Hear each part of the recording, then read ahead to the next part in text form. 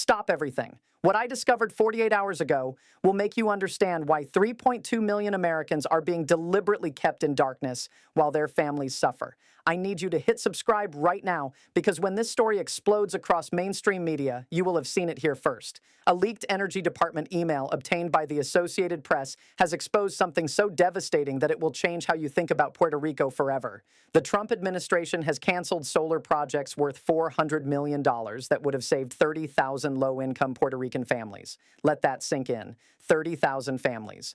$400 million. Gone. Right now, as I record this, Puerto Rican families are experiencing up to 154 hours of power outages. Their children's medical equipment is failing. Their food is spoiling in broken refrigerators. Their elderly grandparents are sweltering without air conditioning.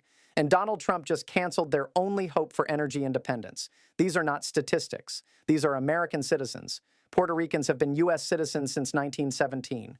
They serve in our military at higher rates than most states. They pay federal taxes on their businesses, and they are being systematically abandoned by the government that claims to represent them. I spent 12 hours yesterday analyzing the Energy Department documents, congressional testimony from the House Committee on Natural Resources, and Luma Energy's internal reports. What I found exposes a deliberate pattern of colonial exploitation that goes far beyond energy policy. This is about whether American citizenship means anything when you live in a territory instead of a state. Here is what the mainstream media will not tell you. The Biden administration allocated $1 billion in 2022 specifically for Puerto Rico energy resilience after Hurricane Maria. Congress created this fund to help the island achieve energy independence through renewable sources. Trump's team is systematically dismantling every single program designed to help Puerto Rican families escape energy poverty. The leaked email contains language so shocking that I need to read it to you word for word. Quote, "The Puerto Rico grid cannot afford to run on more distributed solar power. The rapid, widespread deployment of rooftop solar has created fluctuations in Puerto Rico's grid, leading to unacceptable instability and fragility." End quote. Do you understand what this means? They are claiming that giving Puerto Rican families clean, reliable energy threatens grid stability. This is the same grid that fails every single week. This is the same grid that left families without power for 11 months after Hurricane Maria. They are protecting the broken system by preventing the solution. Subscribe right now because in the next 24 hours, the Energy Department will release their official justification for these cancellations. When that statement drops, I will break down every lie, every misdirection, every corporate talking point they use to justify abandoning American families. You will see the analysis here first, before cable news even knows this story exists. The timing of this cancellation is not coincidental. Puerto Rico is scheduled for a binding statehood referendum in November 2025. Energy independence would strengthen their case for full constitutional rights. Trump is sabotaging their political future by keeping them dependent on a centralized grid controlled by private contractors. This is colonial energy policy designed to prevent self-determination. Share this video right now because mainstream media will bury this story within 48 hours. They will focus on Trump's tweets or some manufactured controversy while 30,000 Puerto Rican families prepare for another summer of rolling blackouts. Your friends need to understand what is being done to American citizens in their name. Hit that like button because it tells the algorithm this matters more than celebrity gossip or sports scores. What happens next will determine whether Puerto Rico achieves energy independence or remains trapped in colonial energy poverty forever. The documents I have analyzed reveal 3 more programs scheduled for cancellation within the next 30 days.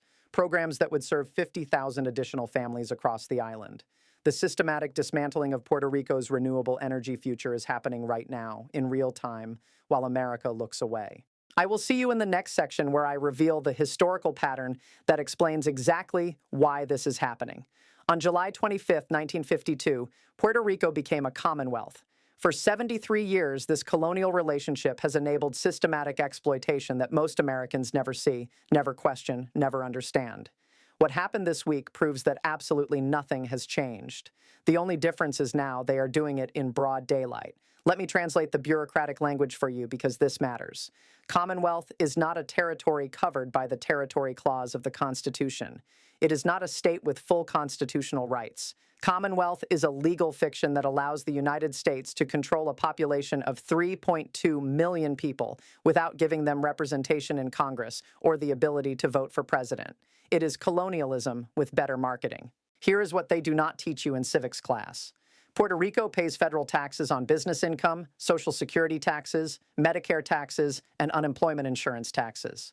Puerto Ricans serve in the U.S. military at higher rates than 47 states. They have died in every American war since World War I.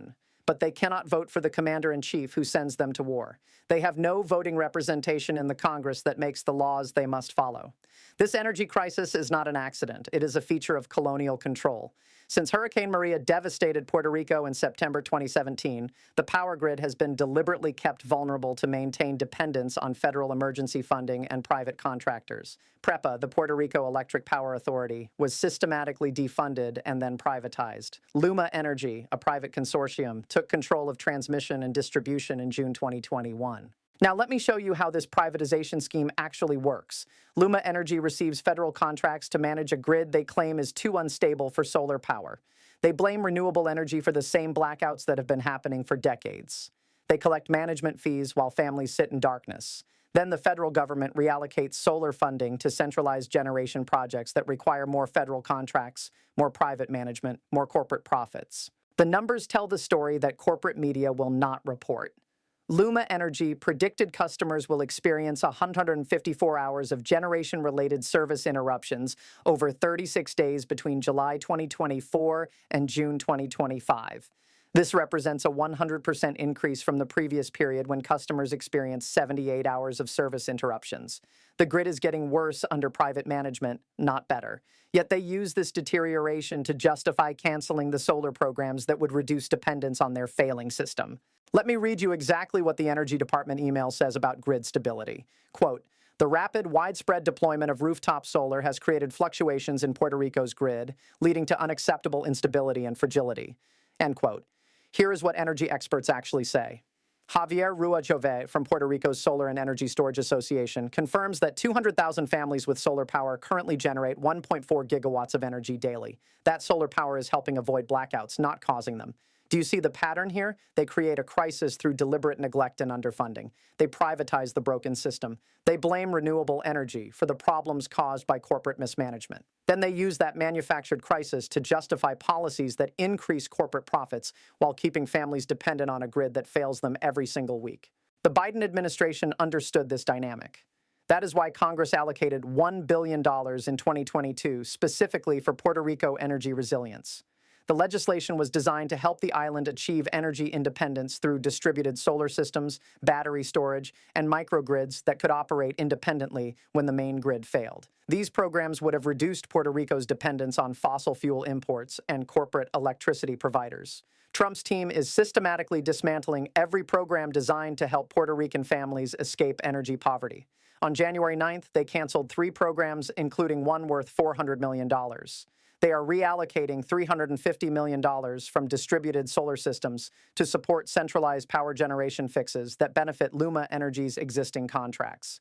This is not energy policy. This is colonial resource extraction disguised as grid modernization. The timing reveals the political calculation. Puerto Rico is scheduled for a binding statehood referendum in November 2025. The Democratic Party platform pledged support for the Puerto Rico Status Act, which would provide for this plebiscite to resolve Puerto Rico's political status once and for all. Energy independence would strengthen Puerto Rico's case for full constitutional rights by demonstrating their capacity for self-governance and economic development. Trump is sabotaging that future by keeping Puerto Rico dependent on federal emergency funding and corporate contractors. Energy poverty is political control. Grid dependence is colonial control. When families cannot power their homes, businesses, or medical equipment without permission from private companies and federal bureaucrats, they cannot achieve true self-determination. Subscribe because tomorrow I will reveal the 3 specific programs scheduled for cancellation in the next 30 days. Programs that would serve 50,000 additional families across the island. The systematic dismantling of Puerto Rico's renewable energy future is accelerating, and mainstream media is completely ignoring this story while covering Trump's social media posts. Here is what happens next that will determine Puerto Rico's future for the next generation. Now, let me take you through the revelations that will make you understand exactly how this betrayal unfolded. I have analyzed every document, every email, every congressional testimony related to these cancellations. What I found will shock you. But more importantly, it will show you the deliberate pattern of decisions designed to keep Puerto Rican families trapped in energy poverty. Revelation number 1. 3 programs totaling $400 million were canceled on January 9th. not reduced, not delayed, completely eliminated. These programs would have installed solar panels and battery storage systems in low-income homes across Puerto Rico. Families who depend on dialysis machines, oxygen concentrators, and medication refrigeration were specifically targeted for these installations. The Trump administration looked at the most vulnerable American families and decided their survival was not worth federal investment. Let me be absolutely clear about what this means for real families. Maria Santos lives in Caguas with her 8-year-old daughter, Sophia, who requires a nebulizer for severe asthma. During the weekly power outages, Sophia cannot use her medical equipment. Maria has to drive 45 minutes to the nearest hospital emergency room every time the power fails for more than 4 hours. The solar program would have given Sophia reliable power for her medical needs. That program no longer exists. Revelation number 2. One of the canceled programs specifically targeted 150 low-income households on Culebra, a tiny Puerto Rican island with 1,800 residents. Culebra residents pay the highest electricity rates in all U.S. territories because they depend on expensive diesel generators for power. The solar program would have reduced their electricity costs by 80% while providing reliable backup power during outages. These families have been abandoned to generator dependence and crushing utility bills. Revelation number 3. The Energy Department is reallocating $350 million from these canceled solar programs to support centralized power generation fixes. Let me translate that bureaucratic language for you. They took money meant to help families achieve energy independence and gave it to Luma Energy and other private contractors to patch the same broken grid that fails every week. This is not energy policy. This is wealth transfer from struggling families to corporate shareholders. Revelation number 4. Luma Energy has been predicting increased outages while blaming solar power for grid instability. Their own resource adequacy report projects customers will experience 154 hours of generation-related service interruptions over 36 days between July 2024 and June 2025. This represents a 100% increase from the previous period when customers experienced only 78 hours of outages. The grid is getting dramatically worse under Luma's management, yet they use this failure to justify eliminating the solar programs that would reduce dependence on their broken system. Revelation number 5. PREPA, the Puerto Rico Electric Power Authority, provided only 30% of the funds approved for system operations between July 2024 and June 2025. This has created a cumulative funding gap totaling $800 million since Luma assumed operations in 2021. They are deliberately underfunding grid maintenance while collecting management fees and blaming equipment failures on solar installations that represent less than 15% of total generation capacity. Revelation number 6. Department of Homeland Security Secretary Kristi Noem personally reviews and approves any contract above $100,000, adding layers of bureaucracy that delay emergency relief while families suffer in darkness. Every solar installation, every battery system, every piece of equipment that could help Puerto Rican families must pass through her office for approval. Meanwhile, Luma Energy's multi-million-dollar contracts face no such scrutiny. Here is the most damning revelation of all. The Energy Department email claims distributed solar power creates unacceptable grid instability. But 200,000 Puerto Rican families already have solar installations generating 1.4 gigawatts of power daily. According to the Puerto Rico Solar and Energy Storage Association, this existing solar capacity is helping prevent blackouts, not causing them. The grid instability comes from aging fossil fuel plants that break down constantly, not from clean renewable energy that works even when the central grid fails. Let me put this in perspective for you. Puerto Rico imports 85% of its energy from fossil fuels. The island spends over $5 billion annually on energy imports, while families struggle to pay electric bills that consume 30% of their household income. Solar power would reduce both costs and dependence on imports. But energy independence threatens the business model of companies that profit from Puerto Rico's energy poverty. Right now, as I speak, Puerto Rican families are choosing between buying groceries or buying fuel for backup generators. Children are doing homework by candlelight because the grid failed again. Elderly residents are suffering heat stroke because their air conditioning stopped working during another rolling blackout. And $400 million that could have changed their lives is being redirected to the same corporate contractors who caused this crisis. Hit that like button if you are starting to see how colonial energy policies deliberately maintain dependence and suffering. Share this video because mainstream media will not connect these dots for you. They will report on the cancellations as a budget issue or regulatory dispute. They will not explain how this fits the pattern of systematic oppression that has defined Puerto Rico's relationship with the United States for over a century. The emotional peak of this story is not the money. It is not even the corruption. The emotional peak is knowing that American families are suffering preventable hardships while their government prioritizes corporate profits over human survival. That 8-year-old Sofia Santos will continue having asthma attacks in darkened rooms while executives at Luma Energy collect bonuses for managing a grid that fails her family every single week. Subscribe right now, because tomorrow I will reveal which Congress members are quietly supporting Luma Energy's contracts while publicly claiming to support renewable energy for Puerto Rico. The names will shock you, and the financial connections will explain everything you need to know about why these solar programs were really canceled. This is not over. This is just beginning. This is not about energy policy. This is about whether 3.2 million American citizens deserve the same constitutional protections as residents of the 50 states.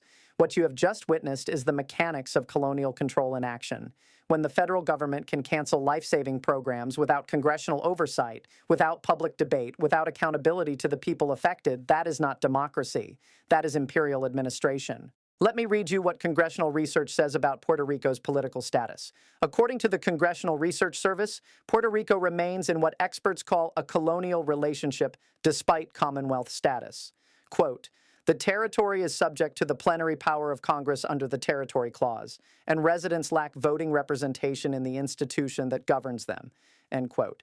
In June 2025, the United Nations adopted a resolution supporting self-determination and independence for Puerto Rico, recognizing that the current arrangement violates international law. Here is what this means in practical terms. Congress can override any law passed by Puerto Rico's legislature. Federal agencies can cancel programs affecting Puerto Rican families without consulting their elected representatives. Puerto Ricans cannot vote for the president who appoints the cabinet secretaries who make these decisions. They have no senators to filibuster harmful legislation and only one non-voting representative in the House. This is taxation without representation on a massive scale. Dr. Francis Negron-Muntaner, a Columbia University professor who studies Puerto Rican colonial status, told me something that will change how you think about this crisis. Quote, "Energy independence is political independence. When you control your own power generation, you control your economic development, your industrial capacity, your ability to attract investment. Solar power threatens the colonial relationship because it reduces dependence on federal subsidies and corporate intermediaries." End quote. That is why these cancellations matter far beyond Puerto Rico. Puerto Rico has a 40% poverty rate, the highest of any U.S. jurisdiction. These solar projects would have reduced energy costs for the most vulnerable families by up to 80%, freeing up income for food, healthcare, education, and small business investment. Energy independence would have strengthened Puerto Rico's economy and reduced their dependence on federal transfer payments. But economic independence threatens the colonial model that keeps territories dependent on federal largesse and corporate extraction. The bureaucratic bottleneck reveals the depth of federal control over Puerto Rican lives. Secretary Kristi Noem personally reviews and approves any contract above $100,000, adding layers of bureaucracy that can delay emergency relief for months while families suffer. Every solar panel installation, every battery system, every piece of equipment that could help Puerto Rican families achieve energy security must receive approval from a cabinet secretary who has never lived through a Puerto Rican blackout, never had to choose between buying food or buying fuel for a backup generator. Meanwhile, Luma Energy's multi-million-dollar management contracts face no such scrutiny. They are approved through expedited processes that prioritize corporate profits over family survival. This is the colonial hierarchy in action. Federal bureaucrats control every aspect of Puerto Rican energy development, while corporate contractors extract wealth with minimal oversight. Here is the grid reliability lie that justifies this whole system. The Energy Department claims distributed solar power creates unacceptable instability in Puerto Rico's electrical grid. But prep-up plants, which represent 76.5% of available reliable capacity, only provide 53% of expected generation on average because they break down constantly. Most generation facilities in Puerto Rico are over 40 years old and have suffered from decades of deferred maintenance under both public and private management. The centralized grid is the problem, not solar power. When Hurricane Fiona knocked out the main transmission lines in September 2022, families with solar panels and battery storage maintained power while everyone else sat in darkness for weeks. Distributed generation makes the grid more resilient, not less stable.